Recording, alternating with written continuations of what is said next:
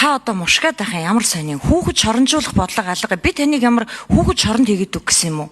Насанд хүрсэн хойно эн чинь үе тэнгийн дээрлэтгэхэд бүр гэмт хэрэг гарч ирээд байна шүү дээ. За болидо. Би тэр хүүхэд хамгааллын газраас асуух гээд энэ тэр сэтгэл зүйчд байгаа мó? Сэтгэл зүйчд ер нь хэр хүрэлцээтэй байдгийн сургууль дээр миний бодлоор бол сэтгэл зүйчд маш их хэрэгтэй санагддаг. Тэгээд түрүүн тэр нөгөө нэг утасны датаг шууд авах уу, шууд холбогдохоор ямар өөрчлөлт гарах ёстой юм бэ? Одоо тэгээд ер нь юу хийвэл энэ төрлийн хэргийг тоог нь ядаж бид нар багасгаж барьж чадах вэ? За, сэтгэл зүйчдрийн асуудал 6 номер Нимочор дарга. За мөнх ашиглан гишүүний асуултанд хариулъя. За 2021 оноос эхлээд боловсролын салбарт тэр дундаа ерөнхий боловсролын сургууль боловсролын сэтгэл зүйчийг ажилуулж гисэн. За 2025-аас 26 оны хичээлийн жилийн 9-р сард аль биесээр бичигдсэн статистик мэдээгээр 496 сэтгэл зүйч ерөнхий боловсролын сургуулиуд ажиллаж байна гэсэн ийм аль биесний статистикт гарсан. За өнөөдрийн байдлаар бол сэтгэл зүйчдийн тоо ерөнхий боловсролын сургуульд ажиллаж байгаа сэтгэл зүйчийн тоо 580 хүрсэн. За дээрэс нь цэцэрлэгт бас сэтгэл зүйч ажиллаж байгаа. Энэ ойролцоогоор 50 орчим сэтгэл зүйч ажиллаж байгаа гэсэн ийм тооронд байгаа. 3 сургууль тутмын 2 дэн сэтгэл зүйч ажиллаж байгаа. Нийслэлийн хувьд бол сэтгэл зүйч бол бүр хангагдсан.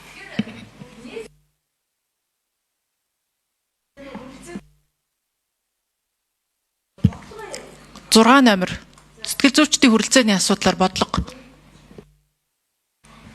2025 оноос эхлээд яг боловсролын сэтгэл зүйчийг Монгол Улсын боловсролын их сургууль дээр аль биесээр бэлтгэж эхэлсэн.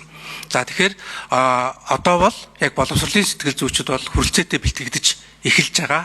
Хамгийн гол нь хөдөө орон нутаг аслагдсан байршлууд дээр очиж ажиллах, тэндээ доктор суутаас ажиллах асуудал хүнд байгаа. Бусдаар бол сэтгэл зүйчд бол бэлтгэгдэж хүрэлцээтэй бэлтгэгдэж эхэлсэн. За 7 номер тэр шинээр арга хэмжээ авах гэж байгаа энэ маань ямар нөлөө үзүүлэх вэ гэсэн асуулт байсан тий. Баяр сайхан дарга 7 номер. За мөнх ашиглан гишүүн сая шийдэл асууж байна. Ерөөсөө гол шийдэл нь бид хүн рүүгээ л хандах ёстой. Хүүхдээ хөгжүүлэх ёстой. Монгол улсад хүүхд хөгжлийн бодлого байхгүй. Боловсролын яам, хүүхэд гэр бүл хөгжил хамгааллын ерөнхий газар, соёлын яам, бус яамдууд хамтран ажиллах ёстой. Сая хамгийн сүүлд одоо нэгдсэн үндэсний байгууллагын хүүхдийн сан, Дэлхийн эрүүл мэндийн байгууллага хийсэн судалгаагаар хүүхдүүд өөрсдөө хариулахдаа гэр бүл дотор бид нарыг хайхрахгүй байна. Ээж аав нар маань биднийг юу хийж байгааг мэдэхгүй байна, ойлголцохгүй байна, ойлгохгүй байна гэж байгаа. 11 сарын 20-нд одоо зохион байгуулсан хүүхдийн чуулганаар хүүхдүүд биднэрт ерөөсөө бүх орчноос хайр хэрэгтэй байна. Бид нарыг хайхрах хэрэгтэй байна гэдгийг хэлж байгаа. Тэгэхээр эндээс юу гэж хэлэх гэж байна гэхээр хүний хүмүүжлийн асуудал яригдж байгаа. Хүүхдийн хүмүүжлийн асуудал, хүнээ хүн болгох асуудал.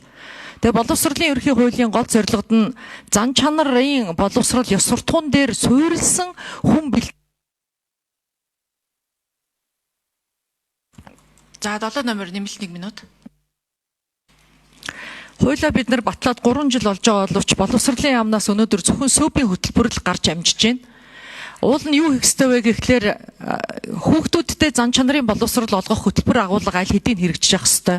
Нэгдүгээрт, хоёрдугаарт багш нарыг хүүхдэд зан чанарын хүмүүжил төлөвшил олгодог, тэдний сэтгэл хөдлөл, тэдний үйл хөдлөлөөр хүүхдүүд төлөвшөж байгаа гэдгийг мэдэж боловсролын салбарт байгаа бүх багш нараа бид нар зан чанарын одоо ёс суртахууны хичээлд суулгаж мэргэшүүлэх ёстой. Гуравдугаарт энэ эцэг эхчүүдийг хүүхдийнхээ хүмүүжилд одоо анхаарах энэ ажлыг бид нар одоо бараг хувьсгалын хэмжээнд хийх ёстой байгаа. Та нар саяхан харсан бол сошиалор хүүхдүүдийнхээ хажууд би нууц амрагтай, би хүүхдгүй, би гэр бүлгүй гэж хүүхдүүдтэйгээ ярьж байгаа.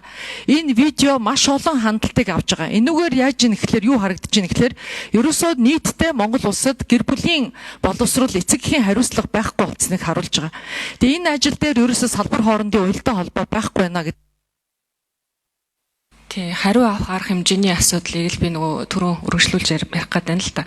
Яг одоо сая баяр сайхан даргын бас хэлж байгаатай адилхан бид нар яг энэ аюулгүй сүлжээгээрээ ерөөсөө бид нар ийм загвар гаргачих. Нэг өсөндөө одоо хууль, эрхцэн хүрээнд, журмын хүрээнд, чиглэлийн хүрээнд гэж явахаас илүүтэйгээр сургуулийн түвшинд бид нар юу хийж чадах юм бэ? Хүүхдийн түвшинд яаж ажиллах юм бэ?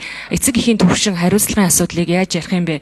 Мөн одоо үндэсний түвшинд юу хэрэгжүүлэх юм бэ гэдэг ийм дөрвөн үе шаттай 5 тулгуурт одоо үндэсний загвар гарч байгаа.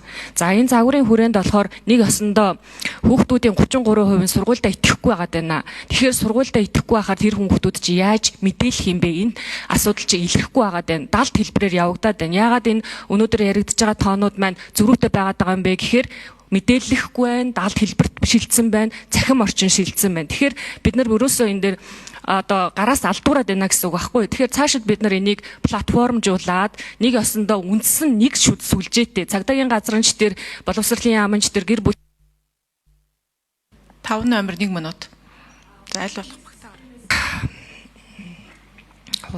бүгдээрээ нэг системээс одоо энэ тоонуудаа хардаг, энэ дээрээ ажилдаг ийм системтэй байх хэрэгтэй. А нөгөө талаас үеийнгийн дээрлэхлийг өнөөдөр ийм хөнгөн хэлбэрийн дээрлэхлээр хүмүүс зарим нь хүлээж аваад байна. А гэтэл ноцтой буюу нэгсэндээ гэмт хэргийн түвшинд очичоод байна. Тэгвэл ноцтой хэмжээнд очивол хууль зүйн яам нь яаж арга хэмжээ авах юм бэ гэдэг ийм хоорондын бодлоготой зүйл байх хэрэгтэй. Энэ нь өөрөө энэ аюулгүй сүлжээний загвар буюу үндэсний framework, national framework гэдэг энэ агуулгаараа болоод эргээд энийг хэрэгжүүлэх тэр багш, нийгмийн ажилтан бүх хүмүүс энийг ойлгомжтой нэг стандартаар хардаг зүг рүү чиглүүлэх энэ бодлого юм а. Түүнээс биш бүгдээрээ ингээд нэг тусдаа нэг журам яриад, нэг чиглэл яриад, нэг хідэн зөксөн тоонууд яриад сумааргүй байна гэдэг асуудал дээр бид нар ийм арга хэмжээ аваад ажиллаж байгаамаа. Тэгэхээр энийг бас та бүхэнд энэ сониндээ бас нэлээд дэлгэрэнгүй байгаа. Цаашаа бас мэдээллийг хүргээд явнаа. Эмэлт асуулт байвал хариулаад явж байна.